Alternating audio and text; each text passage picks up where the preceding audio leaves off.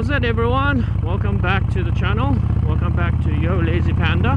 I'm not sure if you can hear my voice clearly or not due to the exhaust noise in the background, but I'll see if I can actually edit this out and make it more clearer and reduce the exhaust noise first in the background and then increase my voice. So yeah, as you guys can see from the other videos that I posted on the channel, I ride a Harley-Davidson 48 Sportster 48.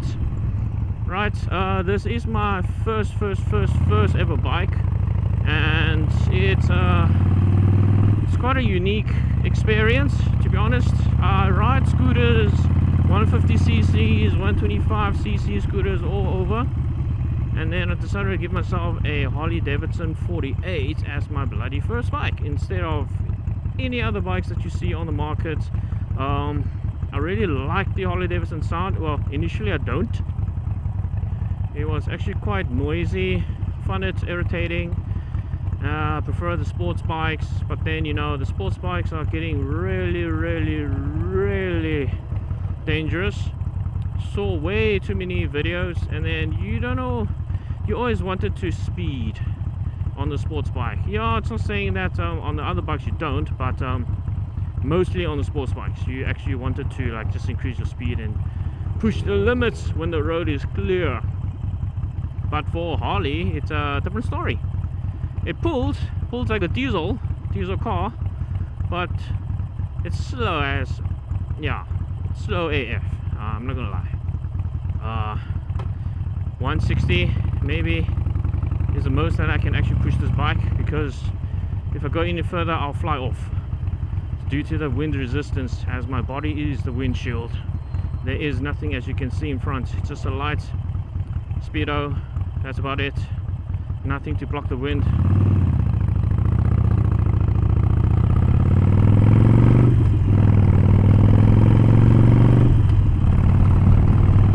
So yeah, okay, the wind noise is actually quite loud, so I'll try and speak louder and see if you guys can hear.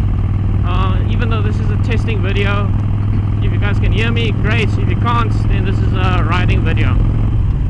So yeah, why did I choose a Harley over anything else? I actually wanted the 883 because it is like a smaller bike, heavy Harley, but still 883, and the CCs is not as high as the 1200 that I'm riding now. But yeah, it's usually the price point and the image that it gives off. I'm not saying that Harley gives off a better image, but I'm just saying that with the Harley, people think about cruisers and not speedsters. They don't ride fast. They can go fast if they want to, if they're ready to push the limit, but it's less, yeah, it's more of an attention if you want to ride fast on the Harley, because it's so freaking loud wherever you go. But the Harley, I actually like cruising, enjoy my rides wherever I go. It's not like I'm having a lot of issues where I need to rush to certain places, or even McDonald's. Even I go to like these crazy car meets. I'm not saying that other bikers are hooligans, but you do get one of those people in every single group, no matter what bike, what car group, whatever group you are in. Even if it's just a neighborhood watch group, you get crazy people. So what I know is that Harley riders are hardcore, as in like looks wise. They look like, yeah, they look dangerous, but they're actually very friendly. Same like others. I'm not generalizing or anything like that, but that's just my thoughts. Anyways, back to why I decided to buy this one. I actually went and looked at other Harley bikes. Wanted the Fat Bob, but the price point was just way too high, so I'm like, no thank you. And then I wanted the MT-03, but in SA, in South Africa, it's actually a little bit difficult to get MT-03s. So I decided to see if I can get MT-06s, which is 600ccs. I'm like, okay, cool, 600cc sports bike, naked sports bikes. That's maybe the way to go. and then I decided to maybe NT09, but that's too big and the price point is too expensive. And I thought, okay, maybe I should try a Triumph 660. But the 660 is a little bit, I don't know, just some angles I really like it, some angles I don't. I'm not sure why. But then my neighbor Joe Pierre, he decided to show me his first Harley Roadster, and that's actually what got me hooked. That Roadster looks so much sporty, because initially my image of Harley is those big, heavy, fat bikes with those freaking high bloody handles. That's like over the top handles. But actually no, it's actually not. It's like, as you can see now, Sportster 1200, 48, even the 883, which is amazing looking bike. Power is okay. I rode it before compared to the 1200. 1200 is much better. Now 883, it's a bobber bike. You can tune it, you can customize it. It's like a blank sheet. What other people said, it's a blank sheet. You can do whatever you want on that bike. You can cut and chop and do pieces and stuff like that, and it's amazing. And then as well as the so-called Evo engine that the Harley is running now on the Sportsters, it's almost a bulletproof engine. So it's also one of the engines that I decided to go with. My neighbors say that it's good. Did some forum checkings, did some researches, and everyone says that Sportster bikes are actually very strong. So I decided, you know what, let me get 1200 as the first bike. Might be a good opportunity to start learning how to ride. Oh yes, yeah. Basically learn how to ride on this bike. The exams, the test that I go through was a Gixxer 250. Gixxer 250. Yeah, that bike is alright. That bike is okay. 250 cc's, lightweight, very nippy, but compared to the Harley that I'm riding now, it's a totally different beast. I really like this one. Really awesome, good first bike. Yeah, so for those that decided, you know why, should I get the 883, should I get a 1200, should I get a Harley, should I get other naked bikes? You can. Triumph, bobber bikes, you can get that also. But you know, Harley, it's actually like the father of all these bikes. So that might be one thing that you want to consider about Harley-Davidson. But yeah, like people said, once you go 1200, if you get used to the power, you might actually want more. Because yeah, I had the bike for like a month, didn't really ride it too much, maybe 200 Ks on it already. Yeah, I bought it used. This is a 2018 model. I will show you some pictures and walk around soon, but yeah, this is a 2018 model. It's already customized. As you can see, it's all blacked out. The tank has been raised. I added the back seats, so my family and my son can actually ride with me. And then what else? The lights, the light covers, the handle end bar mirrors. I don't know, it's yay and nay. It's good if you know, if you're used to it. It's bad because you can't really do lane splittings and lane, what do you call that again? Driving in between cars just to get past traffic. Yeah, it's good and bad, because there's a few times I almost bloody hit the freaking other person's side mirrors, which is kind of crazy. And I'm gonna upgrade some more things for the bike. I got mirrors, I got lights, LED lights, more plans to come. Yeah, this stock handlebar is actually disgusting now. Since the first owner until now, it's really sticky, it's melted, it's coming off. Decided to give it a new refresh soon.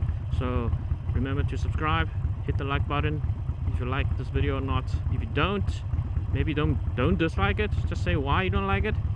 And then yeah, give me some opinions on why you don't like this Harley-Davidson. Is it too noisy, it's too heavy, too bulky?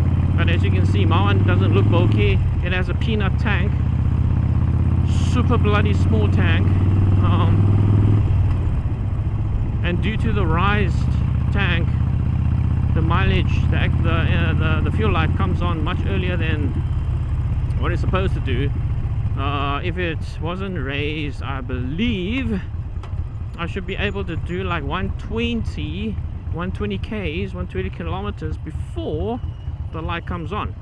Before the light comes on. But with the rise tank and everything like that, it comes on around like 97, maybe 100, 101 if I'm lucky. Then the light will be on, and then once the light is on, I need to look for a bloody garage, a fueling place. Luckily in Cape Town, South Africa, there's plenty of petrol stations all over, so it's not really an issue for me to find one. But if I'm going for a longer cruise, like much, like 100, 200 further away from the Western Cape, then I might need to start planning my routes. Maybe I need to fill up every half a tank, need to check my mileage, need to check my distance before the next one, otherwise I might be in big trouble.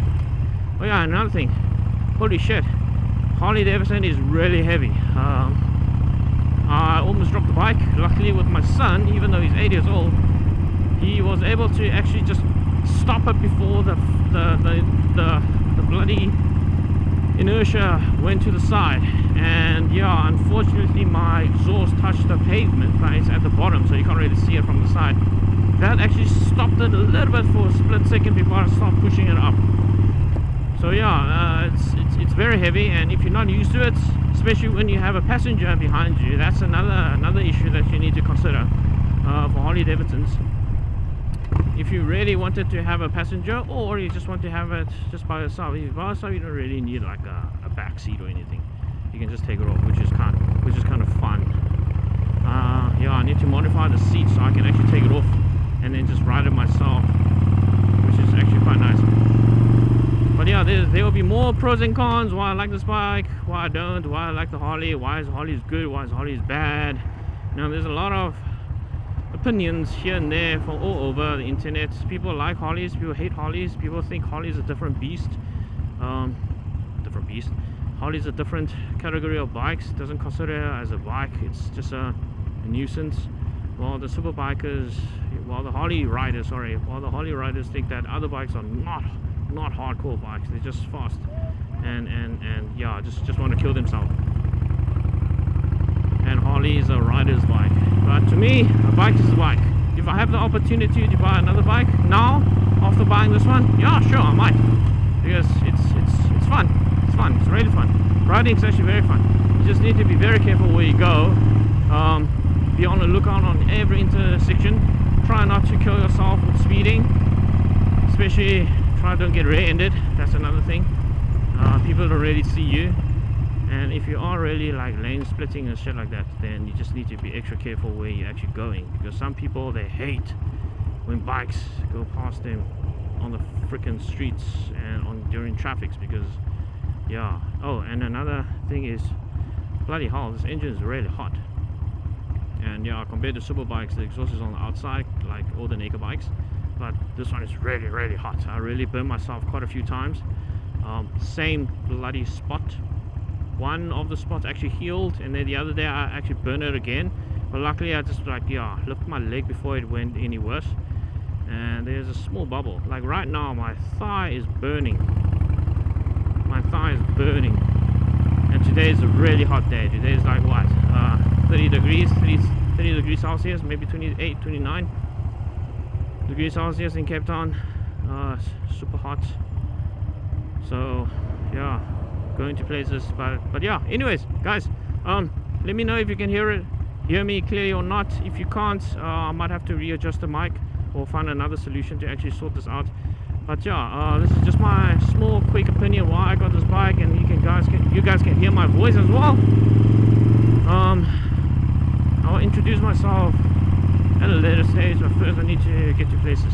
Alright, cheers guys, bye.